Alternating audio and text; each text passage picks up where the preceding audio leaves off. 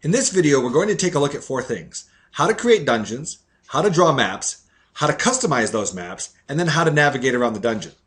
Turning first to the creation of dungeons. In order to create a map, you first have to have a dungeon to put it in. You can't draw maps in Dungeon Builder until you have first created a dungeon and a dungeon level for that map. You create a dungeon by clicking on the Dungeon tab, which you can see we're already on down here, and then selecting the Not Name field. All you do is type in the name for your new dungeon, we'll call it the Barrow Downs, and click Add. Notice how the dungeon name immediately appears in our list of dungeons. By default, the dungeon has no levels, no rooms, and obviously no encounters. Now I'm going to assume for the moment that the rename and delete buttons make sense to you, and I'm going to click on this Open button here. When I click Open, I am kicked over to the Map tab. I'll scroll down so you can see that. There you go. We're now on Maps. And the dungeon name is populated, but we have no levels. We have to create our first level.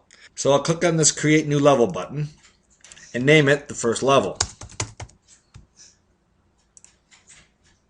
When I click OK, I'm presented with both a drawing space to create my new level and an expanded set of toolbars for building my map.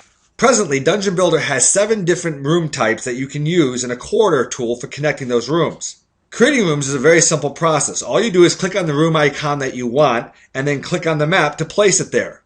All you do is click and place, click and place, click and place. And you can place any type of room that you would like. Once the objects are on the map, you can then move them around in order to make your dungeon take on the shape and architecture that you would like. You can also resize your rooms by selecting them and dragging the object to take on the size that you would like. You can change the room's appearance by first selecting the room you want to modify, and then you will notice that a set of widgets appear up here that allow you to change the physical appearance of your room. You can put a fill in, you can change the level of transparency of the room, you can change the color of the room border, and you can also make the border wider. Now at the moment, most of my rooms are hanging off here in space, but I can connect them using the corridor button up here. If you're familiar with PowerPoint, this will be really easy. All you do is first click on the corridor button and all the anchor points appear on each of the rooms. And what you do is you click on the anchor point you want to start the corridor at, and then you click and hold and drag the anchor point to the destination anchor point you want to connect the corridor to. Do not click and release. You click on the start point and then release when you get to the destination point.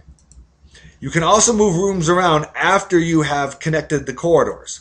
But once again, remember that you click on your start point and hold the mouse down until you get to your end point, and then you release. It's a click, hold, and release. And in this way, your first level begins to take shape. One key point I want to emphasize is the importance of saving your work when you're drawing maps. When you are drawing maps, your actions are not automatically being saved. You need to consciously save your work. So click the Save button up here. While monster and character information is generally saved automatically, maps are a different story. You have to click to save in order to save the maps. If you leave a level before you save it, you will lose all of your work. When you do click Save, you will see that blue spinny thing for a moment, and when it stops, your map is saved. Now as your dungeon level begins to take shape, one of the final steps the Game Master has to do is to customize the rooms to achieve the effect that he's looking for. And you do this by selecting a room and double-clicking on the icon. And this presents the room details dialog. You can see that this is the dialog for the third room of this level, and that there's no monsters in it, and there's a blank descriptions field. Well, I can enter a description in here quickly. It says there's nothing in here but some broken furniture and a monster. And I can generate an encounter using the encounter table that I created separately and attach to this level. So let me click on this button, and we have 6 ants.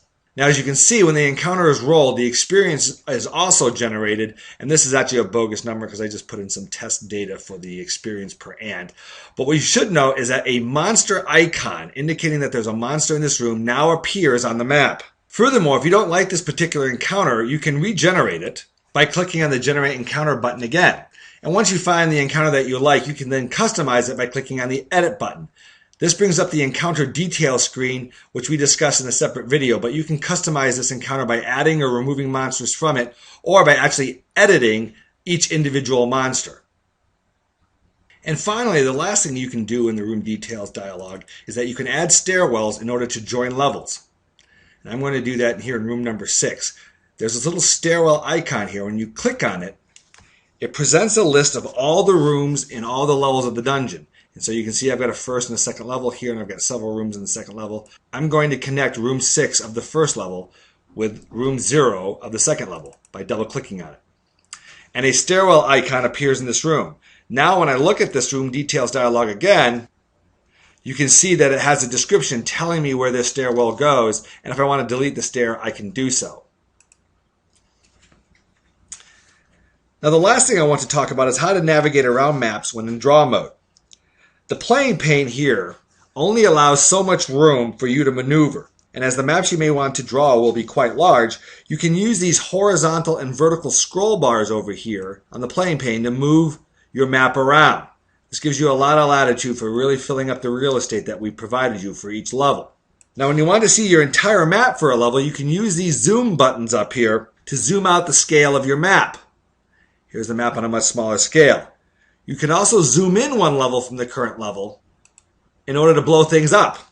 But one thing you should know is that all the drawing buttons go away when you're in zoom. So whether you're in magnification mode or in global mode, you can't draw on the map. You can only draw on the map. You can only add rooms and add corridors when you're in the middle level of magnification.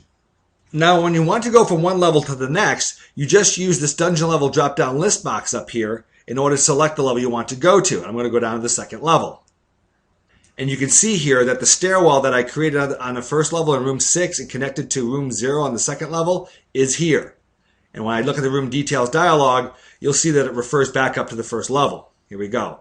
This terminates in room 6 of the first level.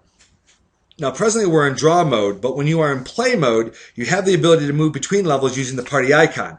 But we'll discuss that in the next video on maps dealing with advanced issues. And finally, you may have noticed that we have this grid here. Well, you can turn that grid on and off by clicking on this button up here. Okay, that's it for Creating Maps, the basics. Please watch Creating Maps Advanced for additional features that may be helpful. Thank you.